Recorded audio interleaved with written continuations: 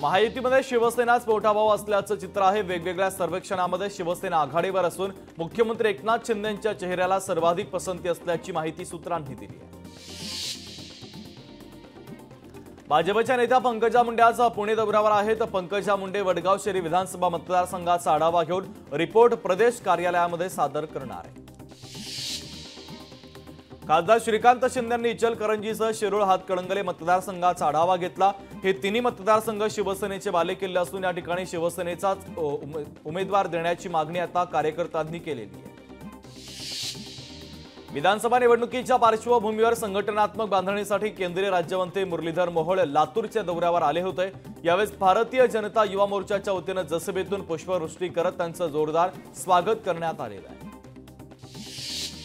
महामहिम राष्ट्रपती द्रौपदी मुर्मू आज लातूर जिल्ह्यातील उदगीरच्या दौऱ्यावर आहेत। उदगीरच्या बुद्ध विहारमध्ये उद्घाटन त्यांच्या हस्ते पार पडणार आहे। तर महाराष्ट्र उदयगिरी हायस्कूलच्या मैदानावर शासकीय योजनांचा लाभ मिळालेल्या महिलांचा आनंद सोहळ्याला त्या उपस्थित राहणार आहे।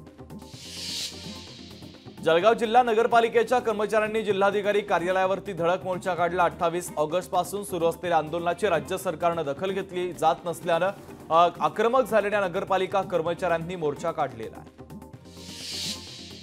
गणेशोत्सवाच्या पार्श्वभूमीवर महापालिका आयुक्त भूषण गगराने यांनी जुहू चौपाटी आणि वेसावे चौपाटी येथे पाहणी केली। रस्त्यांवरील खड्डे बुजवणे, स्वच्छता, विसर्जन मार्गावरील वृक्ष छाटणी आदी कामे हाती घेण्यात आल्याचं गगराणी यांनी सांगितलेलं आहे। रत्नागिरी जिल्ह्यातील एसटी सेवा आजही बंद आहे। एसटी सेवा बंद असल्याने प्रवाशांचे हाल होतात। एसटी कर्मचाऱ्यांचं वेतन सरकारी कर्मचाऱ्यांच्या प्रमाणे करावं या मागणीसाठी एसटी कर्मचाऱ्यांच्या वतीने आंदोलन सुरू आहे। पुण्यातील नरसापूर येथे वेल्हे महामार्गावरील रस्त्याचं काम निकृष्ट दर्जाचं असल्याचा आरोप करत भाजपच्या कार्यकर्त्यांनी काम बंद पाडलं। निकृष्ट दर्जाबाबत सार्वजनिक बांधकाम विभागाच्या अधिकाऱ्यांना जाब विचारलेला आहे। पुणे मेट्रोचं तिकीट घेण्यासाठी 70% प्रवासी डिजिटल पद्धतीचा वापर करतात, तर रोख रक्कम घेऊन तिकीट काढणाऱ्यांची संख्या केवळ 30% असल्याची माहिती आहे। डिजिटल माध्यमातून तिकीट घेणाऱ्यांमध्ये पुणे मेट्रो देशात अग्रेसर आहे। छत्तीसगडच्या हसदेव जंगलामध्ये मोठ्या प्रमाणात वृक्षतोड सुरू आहे, त्यामुळे या भागातील आदिवासी संघटना आक्रमक झाली। तसंच जंगल वाचवण्यासाठी आदिवासींनी जन आंदोलन सुरू केलं आहे। हिंगोली जिल्ह्यात पावसानं पिकांचं अतोनात नुकसान झालं। नुकसान होऊन देखील प्रशासन शेतीच्या बांधावर येत नसल्याने हिंगोलीच्या सेनगाव परिसरातील शेतकऱ्यांनी नायब तहसीलदारांना खराब झालेलं सोयाबीन भेट देत संताप व्यक्त केलेला आहे। उल्हासनगरमध्ये महानगरपालिका दिव्यांग कल्याणकारी योजना विभागाच्या वतीने दिव्यांग विद्यार्थ्यांसाठी सांस्कृतिक कार्यक्रमाचं आयोजन करण्यात आलं। शहरातील अनेक मूकबधीर, कर्णबधीर, मतिमंद शाळेतील दिव्यांग विद्यार्थ्यांनी या कार्यक्रमांमध्ये सहभाग घेतल्याचं पाहायला मिळालं।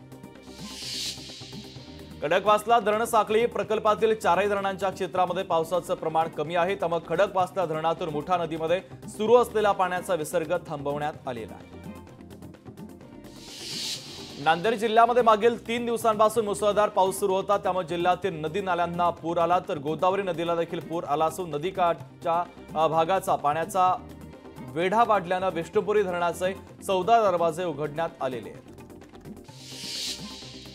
जळगावच्या धरणगावात मरीमाता यात्रोत्सवाच्या निमित्तानं 150 वर्षांची परंपरा असलेल्या खानदेश केसरिया कुस्त्यांच्या दंगल स्पर्धेचं आयोजन करण्यात आलं होतं। या दंगलीमध्ये दिल्ली, पंजाब, हरियाणा, मध्य प्रदेश आणि महाराष्ट्रातील नामांकित मल्लांनी सहभाग घेतला।